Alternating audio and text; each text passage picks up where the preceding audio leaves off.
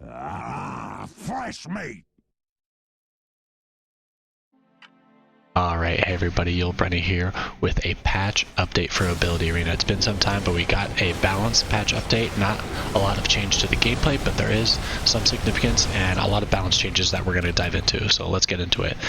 So where can you find these patch updates? You can go to the link in the description, which will take you here, and you can dive right through it, or I'm going to take you through it as well right in this video. So one of the big changes is there's a shop level increase. So now shop 3 to get your ultimates, the shop increase is by 1, has been increased by 1. So this is kind of to keep you at level 2 and going for non-ultimates a little bit more, and have that be a little bit more punishing for players that just immediately go for shop 4 and shop 5 and try to get that into play. So it's going to be a little more punishing for them.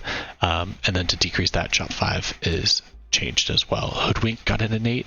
You know, this body wasn't picked very much, so I think this will have some significant changes. I'm not sure whether attack modifiers are procced on this one, but I think the change to this really will help people finally use Hoodwink, because they really haven't been using her very much at all. Okay, and moving on to God update. So Aghanim got a bit of a rework. So now when you upgrade your shop, you're going to get an upgrade to one of your random abilities, but then also there's a flat 45% chance to get upgrades at the level. So a bit of a change rather than rushing to shop 5, so you get that 60%.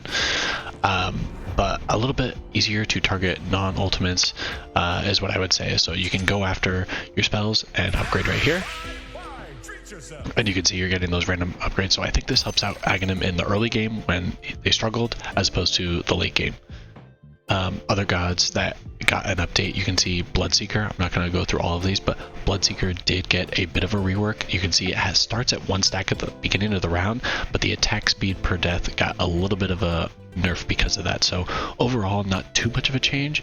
The lifesteal did get a little bit of a change.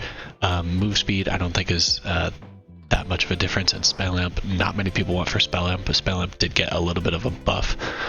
So I think these changes overall are good for Bloodseeker, now that it has a little bit of a easier climb each time one of your units dies, as opposed to there was a significant increase in the damage, the attack speed, and the lifesteal every time one of your units died. So it became really unstoppable once all of your units were dead, but wasn't that spectacular when all of your units were alive. So now it's I think a little bit better of a god, and yeah, I think pretty exciting.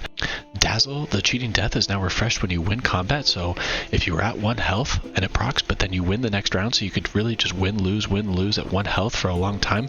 So this really helps those of you if you're trying to get top 2. Maybe not the biggest buff, but it's something that Dazzle needs to be kind of picked more often for sure. Alright, moving on to other gods. One of my favorite, Jumui, got a rescaling. So early on, actually in the early levels, it's going to be better. And I've done shop 2 strategy with Jumui, so I'm really excited about this change. I think it makes Jumui better early on, and you can really just stay at shop 2 if you want. Hasn't changed at shop 5, so really excited about this change for Jumui. Some other ones, Coddle got a little bit of a rework. I don't know if that's going to be enough. Lady Anshu got a buff, that's great. Lifestealer minor tweak. Muerta, surprisingly an A tier god, also got a buff, and Phantom Assassin got a buff. So really excited about a lot of these changes, buffing a lot of gods that maybe you weren't seeing a lot. Especially you can see G-Man also got a buff too. I'm really excited about that, to go back to that one. Okay, some other balance changes. Rick's got a minor buff. Salamene now scales with shop level. That's pretty cool. Tower God got a bit of a nerf to its invulnerability, but an increase in range, so that's fun. I think Tower's an A tier god. I think that's actually kind of a little bit of a buff. Wraith King, the respawn, got a little bit of a change.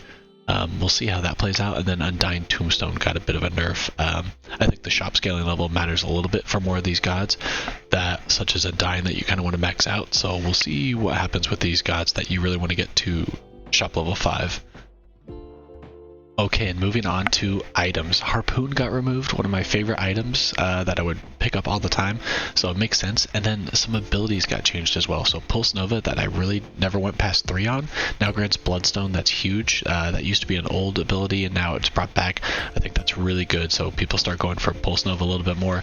Berserker's Blood got a buff. You know, a lot of people didn't feel the need to go past level 3 for it, so here's some a buff for it. Poison Attack going to Gaben got a buff. I really don't pick up that spell a lot, but I'm definitely going to try it out to see how Disperser does. And then Rebound, another spell that you would kind of get to super and then stop. There's really no point to Gaben it out, and now there is. So say you're going for an Omni Splash build, say you're going for, you know, some melee style build, you're going to want to go ahead and get this to Gaben, because maybe it could be a game changer with that Abyssal Blade. So really interested to see how a lot of these changes to abilities play out. Alright, moving on to some other abilities. You can see there's a lot here. I think the big one is Black Hole Duration, changed from a flat 4 to 2, 3, 4. So now you can't just keep it at level 1. It was a big strategy that a lot of people did, especially for the Wraith King God. Finger of Death got a bit of a buff, so did Mystic Flare and Demonic Purge. A lot of good spells getting buffs, and then Ice Blast getting a nerf. You can see at level 1 it's only 4 seconds, and then there's huge mana cost associated with it. So I think this is definitely much needed. Ice Blast was a huge part of the game and one of the top 5 spells in the game, and it countered to a lot of things. So big change there.